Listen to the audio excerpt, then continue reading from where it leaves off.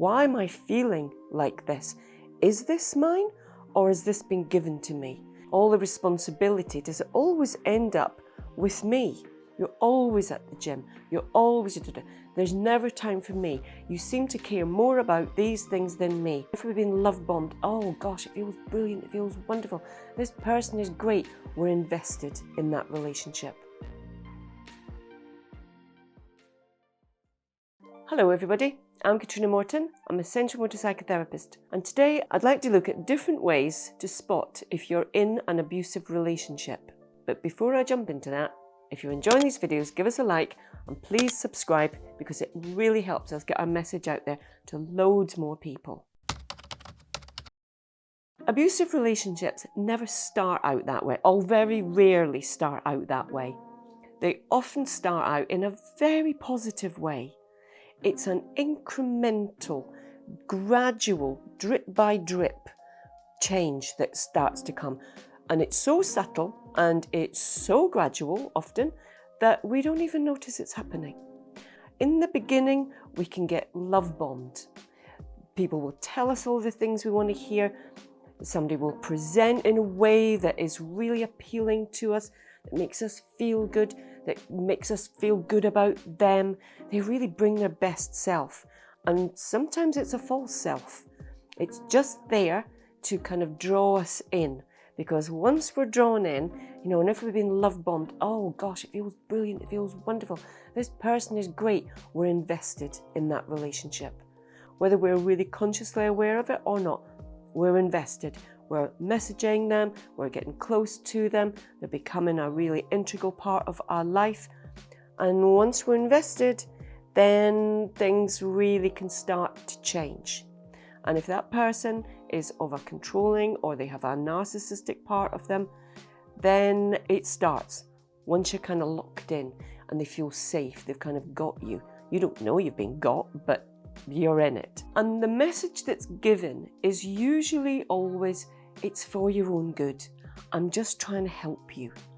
Or I'm just trying to improve the relationship. It's for our benefit. And that makes an awful lot of sense.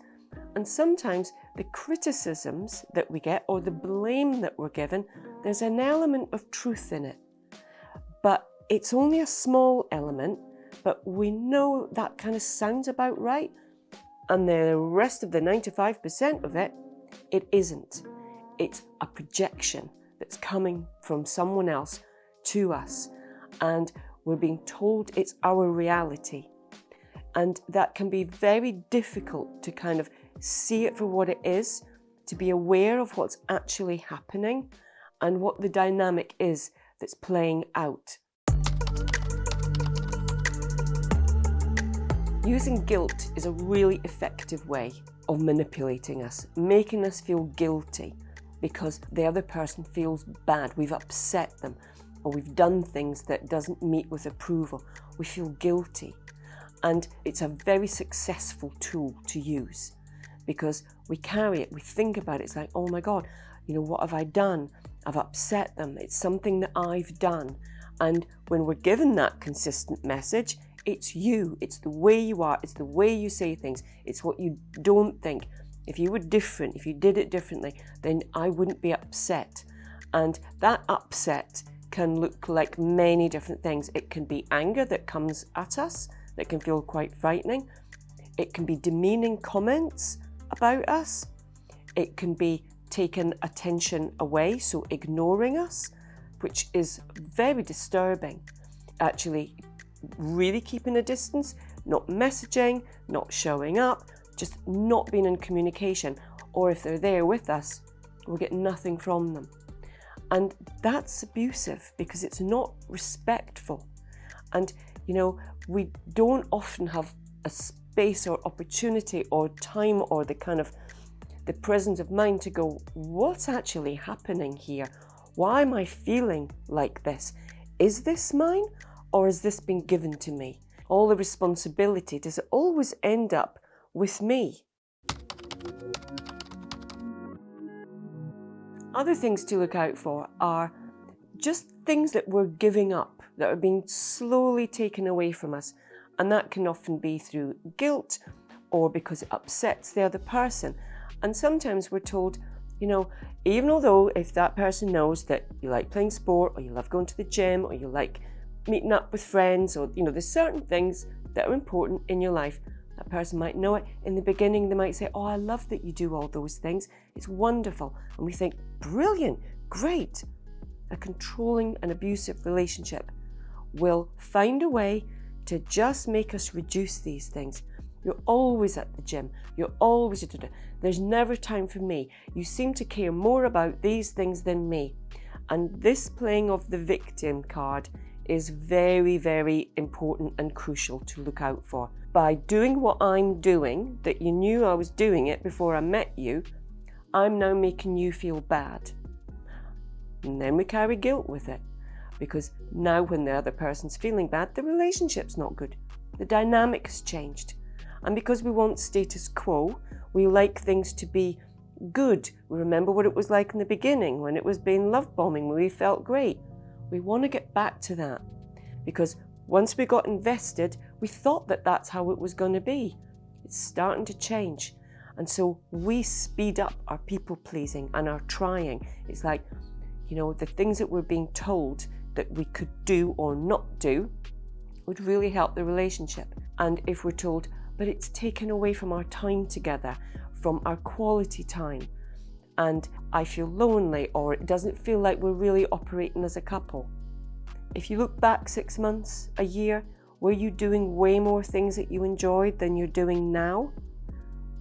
If the answer is yes, ask yourself that question. Why is that? What is it that stopped me from doing those things? And if you hear yourself saying things like, oh, I wasn't really enjoying them anyway, oh, I can't really be bothered, you know, oh, I'm much happier just hanging out with so-and-so. Just question that, really? Is that absolutely true?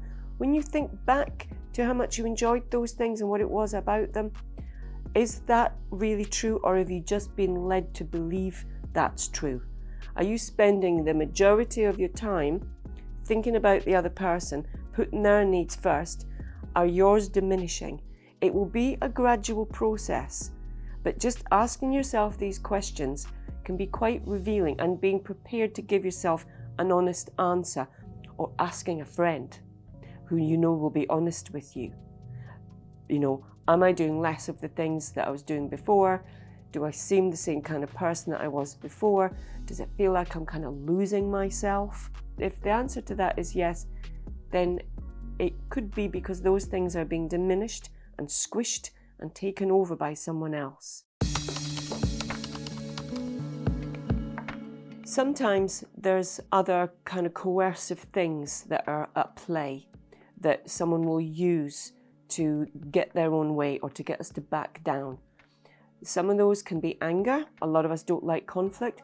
We don't want that anger coming at us, so we'll minimize our behaviours or try and please. Sometimes people will just go on and on and on and just keep at it, either for hours at a time or just keep coming back to it. It's like they won't let it drop. And again, it's very understandable that sometimes we'll just go, okay, either it was my fault, I'm sorry, or okay, we'll do it your way, that's fine. And we stop giving that opposition. And when that happens in the beginning, we just kind of know, it's a sort of energetic thing. It's, oh, here it is coming at me again, I know what this can be like, and we give in sooner and sooner. And that pattern, when we can see that pattern going, you're into a cycle of behaviour that isn't going to benefit you in any way. And because we want good attention, we want a good relationship, and we want to feel good, then we'll very quickly work out what it is, what kind of things get approval.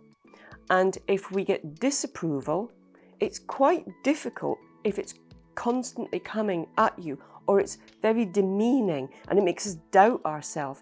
You know, from the clothes we wear, you're not wearing that, are you? Why? I like this.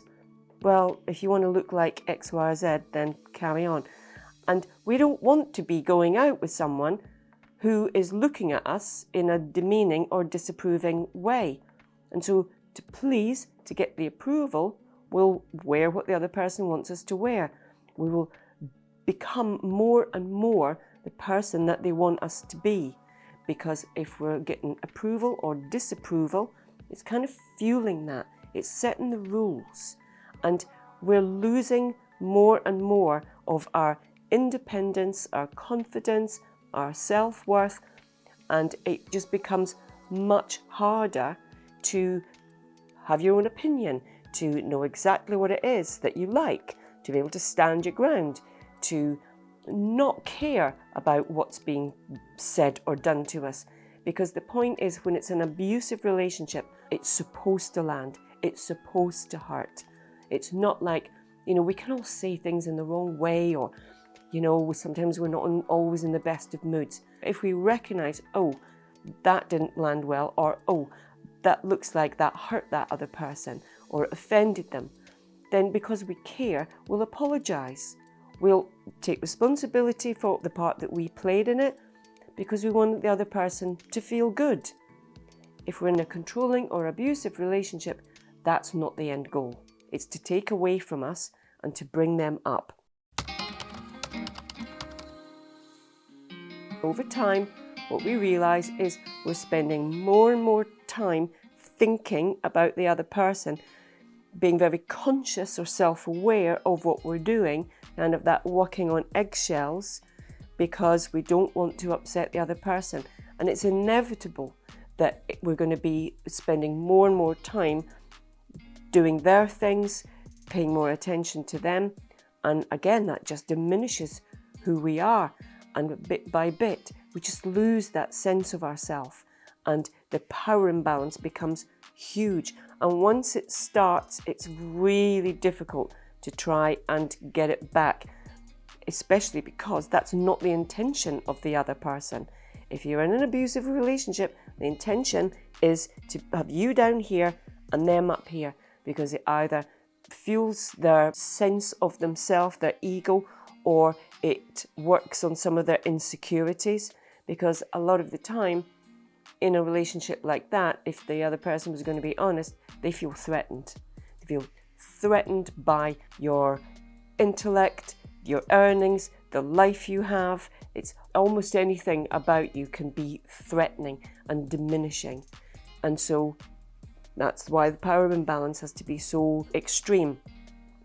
And another thing that can be a disguise for control is we have to discuss everything.